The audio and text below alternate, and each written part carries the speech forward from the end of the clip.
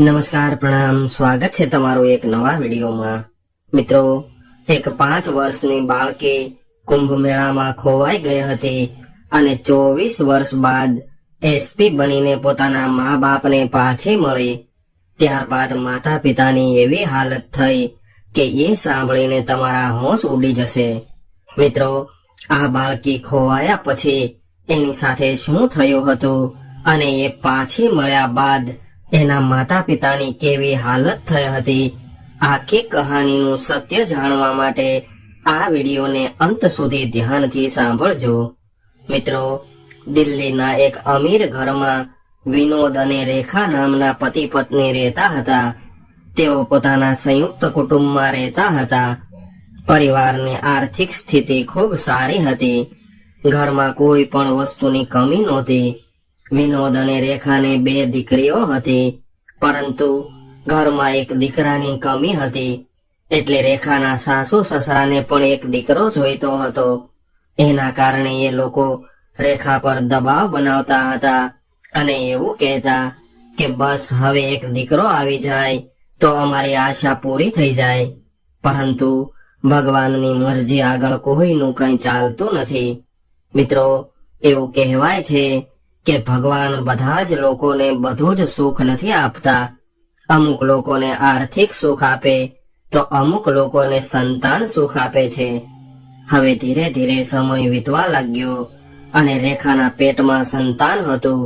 હવે ધીરે ધીરે થોડા મહિના વીતી ગયા અને રેખાની ડિલિવરીનો સમય નજીક આવવા લાગ્યો।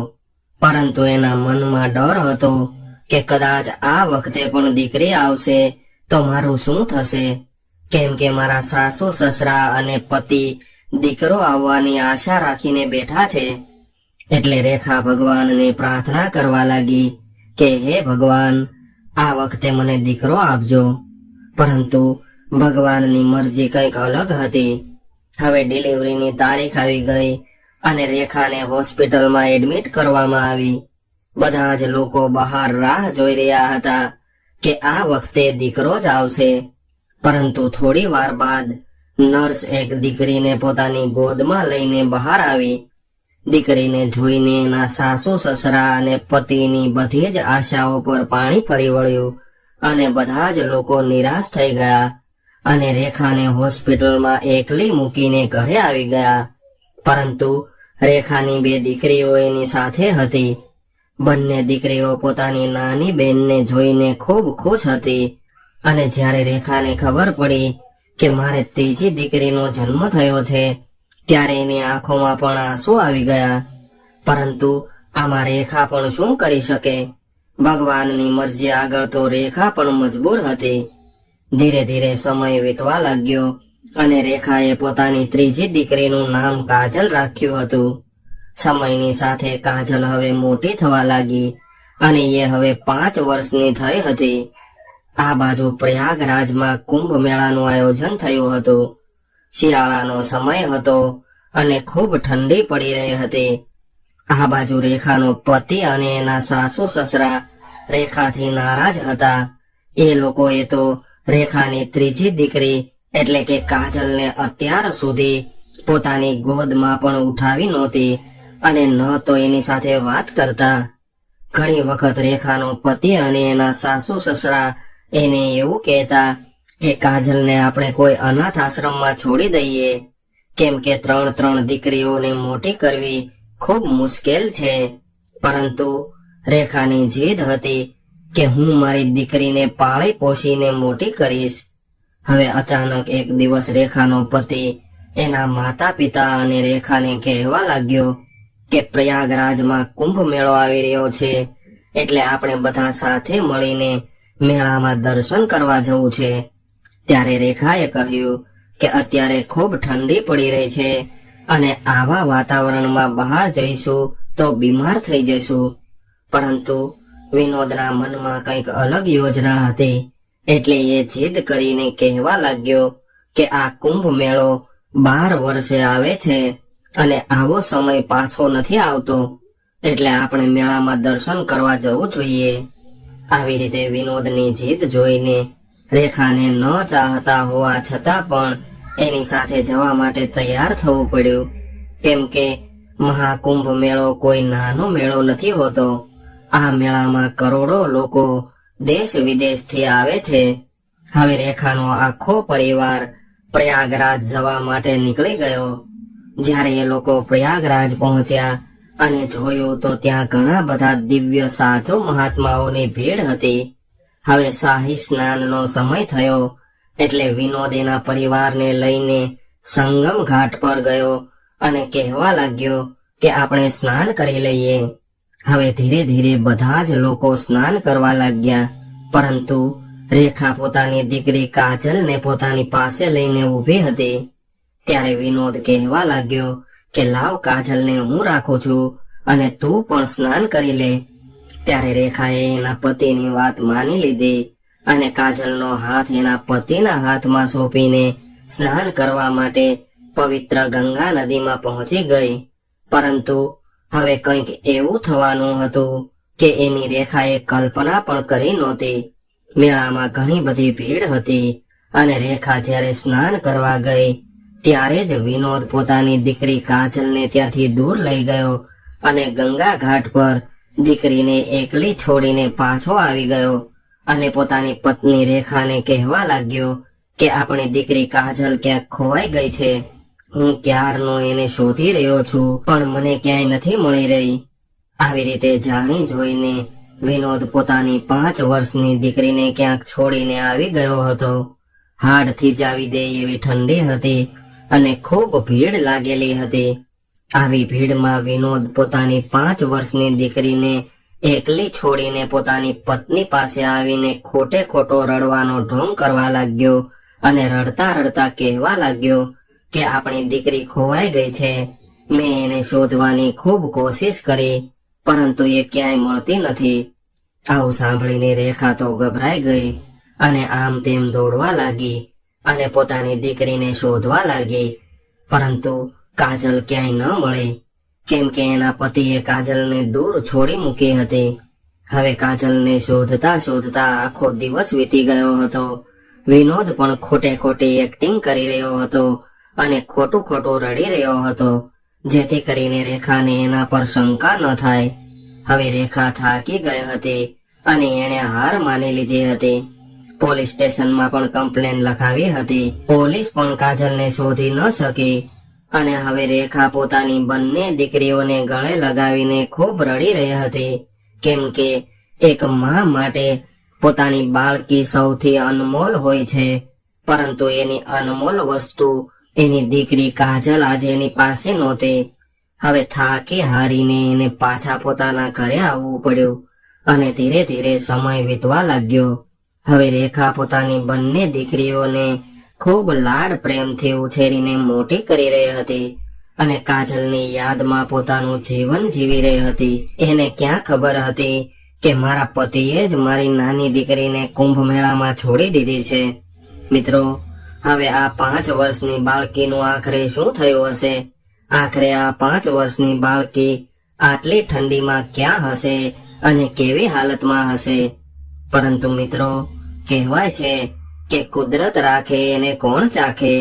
એવી જ રીતે એ સમયે ભોપાલનો એક ગરીબ પરિવાર પ્રયાગરાજ કુંભ મેળામાં સ્નાન કરવા આવ્યો હતો. આ પરિવારનો સુરેશ નામનો વ્યક્તિ અને એની પત્ની માયા હતી. એ પણ કુંભ મેળામાં શાહી સ્નાન કરવા આવ્યા હતા. આ દંપતીના લગ્ન થયા એને 10 વર્ષ થયા હતા અને ડોક્ટરે કહ્યું હતું કે તમે જીવનમાં ક્યારેય માતા પિતા નહીં બની શકો. જ્યારે સુરેશ અને માયા સ્નાન કરી રહ્યા હતા ત્યારે એને ગંગા ઘાટ પર ઠંડીના લીધે ધ્રુજી રહેલી 5 વર્ષની બાળકી મળી. એટલે સુરેશ અને માયાએ જોયું તો બાળકી ઠંડીના લીધે રડી રહી હતી. એટલે માયાએ બાળકીને ઉચકીને પોતાની ગોદમાં લઈ લીધી. પરંતુ આ બાળકી ભૂખના લીધે રડી રહી હતી. એને ખૂબ ભૂખ લાગી હતી. એટલે સુરેશ તરત જ એના માટે નાસ્તો લાવ્યો. ત્યારબાદ બાળકી થોડી શાંત થઈ. હવે સુરેશ અને માયા આ બાળકીના માતા પિતાને શોધવા લાગ્યા, પરંતુ ભીડ ખૂબ વધારે હતી અને એના માતા પિતાનો કોઈ પત્તો મળતો નહોતો. એટલે માયા એના પતિને કહેવા લાગી કે આપણે આ બાળકીનું પાલન પોષણ કરશું અને આપણી સાથે રાખશું. પરંતુ સુરેશ કહેવા લાગ્યો કે એના માતા પિતા એને શોધતા હશે, એટલે આપણે કોઈની બાળકીને આપણા ઘરે ન લઈ જવાય. પરંતુ માયા ખૂબ જીદ કરવા લાગી, એટલે સુરેશ બોલ્યો કે અત્યારે આપણી હાલત ખૂબ ખરાબ છે, આપણા બંનેનો ખર્ચો માંડ માંડ ચાલે છે અને અત્યારે મારો કામ ધંધો પણ ચાલતો નથી. આવી પરિસ્થિતિમાં આપણે આ બાળકીનું ધ્યાન કેવી રીતે રાખી શકશું, આનું પાલન પોષણ કેવી રીતે કરશું? ત્યારે માયા બોલી કે અરે, આ તો એક લક્ષ્મી છે, કોણ જાણે આના આવ્યા પછી આપણી જિંદગી બદલાઈ જાય. આવી રીતે માયા જીદ કરવા લાગી, એટલે ન ચાહતા હોવા છતાં પણ સુરેશને માયાની વાત માનવી પડી અને એ બાળકીને લઈને બંને ભોપાલ આવી ગયા અને એનું પાલન પોષણ કરવા લાગ્યા. એને ખૂબ લાડ પ્રેમથી પાળી પોષીને મોટી કરવા લાગ્યા. હવે ધીરે ધીરે સમય વીતવા લાગ્યો. મિત્રો, આ બાળકીના આવ્યા બાદ સુરેશને એક સારી નોકરી મળી ગઈ હતી, એટલે બાળકી સુરેશ માટે ખૂબ લકી સાબિત થઈ હતી. આ બાળકી સાક્ષાત લક્ષ્મીનું રૂપ હતી, એટલે માયા અને સુરેશે બાળકીનું નામ લક્ષ્મી રાખ્યું. હવે લક્ષ્મીને સ્કૂલમાં એડમિશન કરાવ્યું અને એ ભણવા લાગી. લક્ષ્મી ભણવામાં ખૂબ હોશિયાર હતી. લક્ષ્મીના ગાલ પર એક તલનું નિશાન હતું, જે એને ખૂબ સુંદર લાગી રહ્યું હતું અને એની પીઠ પર જન્મથી જ એક બળેલું કાળા રંગનું નિશાન હતું. ધીરે ધીરે સમય વીતવા લાગ્યો અને આ બાજુ સુરેશનો પગાર પણ વધવા લાગ્યો હતો. હવે ધીરે ધીરે સુરેશે પોતાના માટે ઘરનું ઘર લઈ લીધું હતું અને પોતાની દીકરી લક્ષ્મીને એક ખૂબ સારી સ્કૂલમાં ભણાવી રહ્યા હતા. લક્ષ્મીને દરેક પ્રકારની સુખ સુવિધાઓ આપતા હતા. સુરેશ અને માયા લક્ષ્મીની દરેક ફરમાઈશ પૂરી કરતા. હવે સુરેશ અને માયા લક્ષ્મીને ખૂબ પ્રેમ કરવા લાગ્યા હતા. ધીરે ધીરે લક્ષ્મી પણ મોટી થઈ રહી હતી અને એ પણ પોતાના માતા પિતાને ખૂબ પ્રેમ કરતી હતી. હવે લક્ષ્મી 12મા ધોરણમાં ખૂબ સારા નંબર લાવીને સ્કૂલમાં પ્રથમ નંબર લાવી હતી. ત્યારબાદ લક્ષ્મી કોલેજમાં અભ્યાસ કરવા લાગી અને એ પોતાના માતા પિતાને કહેવા લાગી કે પિતાજી, મારે એસપી બનવું છે, એટલે મારે યુપીએસસી ની તૈયારી કરવી છે. ત્યારે એના માતા પિતાએ દીકરીની વાત માની લીધી અને કહેવા લાગ્યા કે બેટા, તું તૈયારી કર, તને ભણાવવા માટે જેટલા પણ પૈસાની જરૂર પડશે એટલા પૈસાની વ્યવસ્થા અમે કરી દઈશું, એટલે તારે બિલકુલ ચિંતા નથી કરવાની. ત્યારબાદ લક્ષ્મી યુપીએસસી ની તૈયારી કરવા લાગી અને તૈયારી કરવા માટે લક્ષ્મી ભોપાલ છોડીને દિલ્હી પહોંચી ગઈ. હવે એના માતા પિતા રોજ ફોન કરીને એના હાલચાલ પૂછતા રહેતા. આ બાજુ લક્ષ્મી ખૂબ મન લગાવીને પોતાનો અભ્યાસ કરી રહી હતી. એના માતા પિતાને એવી આશા હતી કે અમારી દીકરી એક દિવસ એસપી બનશે, અને એવું જ થયું. લક્ષ્મીએ એની બધી જ પરીક્ષાઓ ખૂબ સારા નંબર લાવીને પાસ કરી. આઈપીએસ બનવું એ કોઈ નાની વાત નહોતી. આઈપીએસ બનવા માટે ખૂબ મહેનત કરવી પડે છે, ખૂબ પરિશ્રમ કરવો પડે છે, અને લક્ષ્મી પણ પરિશ્રમ કરી રહી હતી, કેમ કે એ ભગવાન પાસે પોતાનું ભાગ્ય લખાવીને આવી હતી. હવે લક્ષ્મી રાત દિવસ મહેનત કરીને પોતાની બધી જ પરીક્ષાઓમાં ખૂબ સારા નંબર લાવીને પાસ થઈ. ત્યારબાદ એનું ઇન્ટરવ્યુ આવ્યું, એટલે લક્ષ્મીએ ઇન્ટરવ્યુ આપ્યું અને ઇન્ટરવ્યુમાં પણ સારા નંબરથી પાસ થઈ ગઈ. ત્યારબાદ લક્ષ્મી પોતાની ટ્રેનિંગ પૂરી કરીને એક એસપી ઓફિસર બની ગઈ હતી અને એનું પોસ્ટિંગ થઈ ગયું. ત્યારબાદ લક્ષ્મી પોતાના ઘરે ભોપાલ આવી અને માતા પિતાને પગે લાગીને એના આશીર્વાદ લીધા. પોતાની દીકરીને એસપી બનેલી જોઈને એના માતા પિતા પણ ખૂબ ખુશ થઈ ગયા. માતા પિતાના ચહેરા પર ખુશી હતી, પરંતુ એની આંખોમાં આંસુ હતા, કેમ કે આ પરિશ્રમ કેવળ લક્ષ્મીનો પરિશ્રમ નહોતો, પરંતુ લક્ષ્મીને એસપી બનાવવા માટે એના માતા પિતાએ પણ ખૂબ પરિશ્રમ કર્યો હતો. આખરે કોણે વિચાર્યું હશે કે કુંભ મેળામાંથી મળેલી એક બાળકી એના માતા પિતા માટે આટલી બધી લકી સાબિત થશે કે લક્ષ્મીના આવ્યા પછી સુરેશના ઘરની હાલત બદલી ગઈ હતી. હવે ધીરે ધીરે સમય વીતવા લાગ્યો અને 2025માં પ્રયાગરાજમાં ફરીથી કુંભ મેળાનું આયોજન થયું. ત્યારે માયા સુરેશને કહેવા લાગી કે ઘણા વર્ષો પહેલા કુંભ મેળામાં આપણે ગયા હતા અને ત્યાંથી જ આપણને લક્ષ્મી મળી હતી, એટલે આપણે ફરીથી કુંભ મેળામાં દર્શન કરવા જવું જોઈએ, કેમ કે એ જગ્યા આપણા માટે ખૂબ લકી હતી. ત્યારે સુરેશ પણ માયાની વાત માની ગયો અને એ બંને લક્ષ્મીને કહેવા લાગ્યા કે દીકરી, આપણે ત્રણેય સાથે મળીને કુંભ મેળામાં દર્શન કરવા જવું છે, એટલે તું થોડા દિવસની છુટ્ટી લઈ શકે એમ હોય તો છુટ્ટી લઈ લે. ત્યારે લક્ષ્મી બોલી કે હા પિતાજી, હું પણ તમારી સાથે આવીશ. ત્યારબાદ લક્ષ્મી પોતાના માતા પિતા સાથે કુંભ મેળામાં દર્શન કરવા માટે નીકળી ગઈ.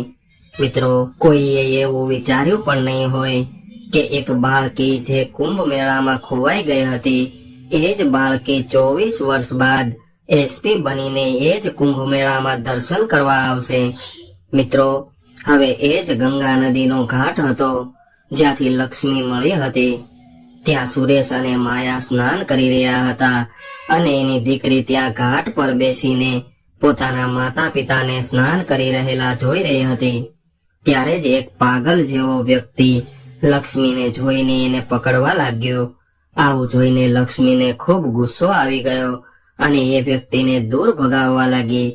પરંતુ એ વ્યક્તિ વારે વારે લક્ષ્મીને દીકરી દીકરી એવું બોલી રહ્યો હતો, પરંતુ લક્ષ્મીને કંઈ સમજાતું નહોતું કે એ વ્યક્તિ આખરે શું કરવા માંગે છે. ત્યારબાદ ત્યાં ઉભેલા અમુક લોકોએ એ વ્યક્તિને દૂર ભગાવી દીધો. ત્યારે એના માતા પિતા સ્નાન કરીને બહાર આવ્યા અને કહેવા લાગ્યા કે શું થયું દીકરી? એટલે એ પોતાના માતા પિતાને કહેવા લાગી કે એક પાગલ વ્યક્તિ આવ્યો હતો અને એ મને વારે વારે દીકરી દીકરી કહી રહ્યો હતો અને મને પકડવાની કોશિશ કરી રહ્યો હતો. આવું સાંભળીને લક્ષ્મીના માતા પિતા વિચારમાં પડી ગયા અને એમણે પોતાના કપડાં બદલી લીધા. થોડી વાર બાદ એ પાગલ વ્યક્તિ પોતાની સાથે એક સ્ત્રીને લઈને લક્ષ્મી પાસે આવ્યો. એ સ્ત્રી ખૂબ સારી હતી, પરંતુ ખૂબ ગરીબ હતી. જ્યારે એ સ્ત્રીએ લક્ષ્મીને જોઈ તો એ હેરાન રહી ગઈ અને કહેવા લાગી કે દીકરી, તારું નામ કાજલ છે ને? ત્યારે લક્ષ્મી કહેવા લાગી કે નહીં, હું કાજલ નહીં, હું લક્ષ્મી છું. અને તમે કોણ છો અને આ વ્યક્તિ કોણ છે? મિત્રો, આ ગરીબ મહિલા બીજું કોઈ નહીં પરંતુ રેખા હતી અને આ પાગલ વ્યક્તિ બીજું કોઈ નહીં પરંતુ વિનોદ હતો. એટલે કે આ બંને એના માતા પિતા હતા. રેખાની હાલત ખૂબ દયનીય બની ગઈ હતી અને વિનોદ પણ હવે પાગલ થઈ ગયો હતો. ત્યારે રેખા લક્ષ્મીને જોઈને કહેવા લાગી કે દીકરી, તું કાજલ છો અને તું મારી દીકરી છો. આવું સાંભળીને લક્ષ્મી કહેવા લાગી કે અરે, તમે કેમ આવી વાતો કરી રહ્યા છો? હું તમારી દીકરી નથી. ત્યારે રેખા બોલી કે દીકરી, તારા ગાલ પર કાળો તલ છે અને મારી નાની દીકરી હતી એના ગાલ પર પણ તલ હતો. એટલે લક્ષ્મી કહેવા લાગી કે અરે, આવા તલ તો ઘણી બધી છોકરીઓના ગાલ પર હોઈ શકે છે. તમે કેવળ મારા ગાલ પર તલ જોઈને મને તમારી દીકરી ન કહી શકો. આવું સાંભળીને રેખા કહેવા લાગી કે દીકરી, શું તારી પીઠ પર બળી ગયેલું કાળું નિશાન છે? જ્યારે લક્ષ્મીએ આવું સાંભળ્યું ત્યારે એ હેરાન રહી ગઈ અને કહેવા લાગી કે તમને કેવી રીતે ખબર પડી કે મારી પીઠ પર કાળું નિશાન છે? આવું સાંભળીને રેખા તરત જ લક્ષ્મીને ગળે લાગીને રડવા લાગી અને કહેવા લાગી કે દીકરી, તું લક્ષ્મી નહીં પરંતુ મારી કાજલ છો. અને રડતા રડતા કહેવા લાગી કે આજથી 24 વર્ષ પહેલા અહીંયા મહાકુંભના મેળામાં હું મારા પતિ અને મારા સાસુ સસરા સાથે કુંભ મેળામાં દર્શન કરવા આવી હતી અને એ સમયે તું ખોવાઈ ગઈ હતી. આવી વાત સાંભળીને લક્ષ્મી હેરાન રહી ગઈ. એને કંઈ સમજાતું નહોતું કે આ મહિલા શું કહે છે. ત્યારે જ લક્ષ્મીએ એના માતા પિતાને બોલાવ્યા અને કહેવા લાગી કે પિતાજી, આ લોકો મને એની દીકરી કહે છે. ત્યારે એના માતા પિતા એટલે કે સુરેશ અને માયા રેખા અને વિનોદ સાથે વાત કરવા લાગ્યા. ત્યારે રેખા એની આખી કહાની માયા અને સુરેશને જણાવવા લાગી. ત્યારબાદ માયા બોલી કે હા બેન, આ તમારી દીકરી છે. જ્યારે 2001માં મહાકુંભમાં અમે દર્શન કરવા આવ્યા હતા ત્યારે આ દીકરી અમને સંગમ ઘાટ પરથી મળી હતી. આવું સાંભળીને લક્ષ્મીના પગ નીચેથી જમીન સરકી ગઈ, કેમ કે જે માતા પિતાને એ પોતાના માતા પિતા સમજી રહી હતી એ તો એના માતા પિતા હતા જ નહીં. ત્યારે લક્ષ્મીની આંખોમાં આંસુ આવી ગયા. ત્યારબાદ માયા અને સુરેશ રેખાને પૂછવા લાગ્યા કે તમે તમારી દીકરીને કેવી રીતે ખોઈ હતી. એટલે બાજુમાં ઉભેલો વિનોદ જોર જોરથી રડવા લાગ્યો અને કહેવા લાગ્યો કે દીકરી, મને માફ કરી દે. મેં ખુદ તને ગંગા ઘાટ પર છોડી દીધી હતી. જ્યારે તારી માં ગંગા સ્નાન કરવા ગઈ હતી ત્યારે હું તને ગંગા ઘાટ પર લોકોની ભીડમાં છોડીને આવી ગયો હતો. દીકરી, મેં આવું એટલા માટે કર્યું હતું કેમ કે અમારે પહેલાથી 2 દીકરીઓ હતી અને તું ત્રીજી આવી હતી. અને તારા આવ્યા બાદ હું હંમેશા તારાથી નારાજ રહેતો હતો કેમ કે મારે દીકરો જોઈતો હતો. પરંતુ તને ખોયા બાદ રોજ રોજ મારી સ્થિતિ ખરાબ થવા લાગી અને અમારી બધી જ સંપત્તિ વેચાવા લાગી અને હું કર્જામાં ડૂબી ગયો અને ધીરે ધીરે મારી માનસિક સ્થિતિ ખરાબ થવા લાગી. પરંતુ આજે 24 વર્ષ બાદ તું અમને પાછી મળી ગઈ છે. પોતાના પતિની આવી વાત સાંભળીને રેખાના હોશ ઉડી ગયા, કેમ કે આ બધી હકીકતની એને અત્યાર સુધી ખબર નહોતી. રેખા તો એવું વિચારતી હતી કે કાજલ ક્યાંક ખોવાઈ ગઈ છે, પરંતુ હકીકતમાં એ ખોવાઈ નહોતી. એને ગંગા ઘાટ પર છોડી મૂકવામાં આવી હતી. ત્યારબાદ રેખા અને વિનોદ ખૂબ રડવા લાગ્યા, પરંતુ લક્ષ્મીના અસલી માતા પિતા તો માયા અને સુરેશ હતા, જેમણે આ દીકરીને પાળી પોષીને મોટી કરી હતી અને એને એસપી ઓફિસર બનાવી હતી. એટલે લક્ષ્મી એના જૂના માતા પિતાને કહેવા લાગી કે કંઈ વાંધો નહીં, જે થયું એ થઈ ગયું, પરંતુ હવે હું તમારી સાથે નહીં આવી શકું, પરંતુ હું તમને મળવા જરૂર આવીશ. હું હવે એસપી ઓફિસર બની ગઈ છું. આવું કહીને લક્ષ્મીએ એના જૂના માતા પિતાને પણ ગળે લગાવી લીધા અને કહેવા લાગી કે ભલે જે થયું એ થઈ ગયું, તમે પણ મારા માતા પિતા છો, પરંતુ તમારાથી વધારે સુરેશ અને માયા મારા માતા પિતા છે.